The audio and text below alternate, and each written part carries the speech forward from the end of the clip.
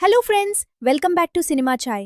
Party లేదా పుష్ప ఈ ఒక్క డైలాగ్తో తెలుగు ఆడియన్స్కు పిచ్చెక్కించిన నటుడు ఫహద్ ఫాసిల్.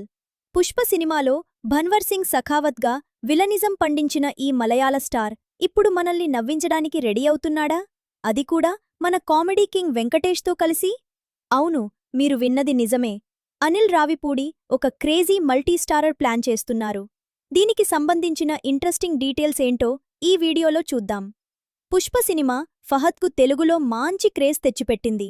కాని రీసెంట్గా వచ్చిన పుష్ప సినిమా విషయంలో కొన్ని వివాదాలు నడుస్తున్నాయి.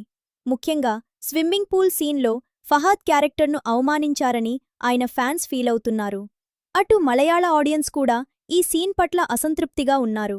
దీనివల్ల అక్కడ లాంగ్ రన్లో సినిమాకు కాస్త ఎఫెక్ట్ పడిందనే టాక్ వినిపిస్తోంది. పైగా ఒక ఇంటర్వ్యూలో ఫహద్ మాట్లాడుతూ, పుష్ప నా కోసం కాదు, కేవలం సుకుమార్ గారి కోసం చేశాను అని చెప్పడం బన్నీ ఫ్యాన్స్కు కాస్త ఆగ్రహం తెప్పించింది.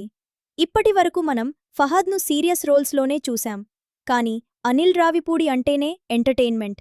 అనిల్ తన నెక్స్ట్ ప్రాజెక్ట్ కోసం ఒక అదిరిపోయే స్క్రిప్ట్ రెడీ చేశాడట.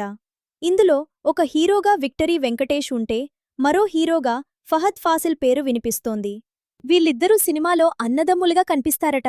వెంకీమామ టైమింగ్, ఫహద్ యాక్టింగ్ తోడైతే థియేటర్లు దద్దరిల్లాల్సిందే.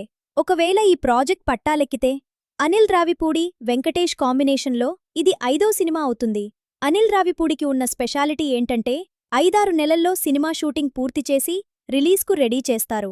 ఈ లెక్కన ఈ సమ్మర్లో సినిమా మొదలైతే 2027 సంక్రాంతి బరిలో ఈ క్రేజీ మల్టీస్టారర్ ఉండే అవకాశముంది.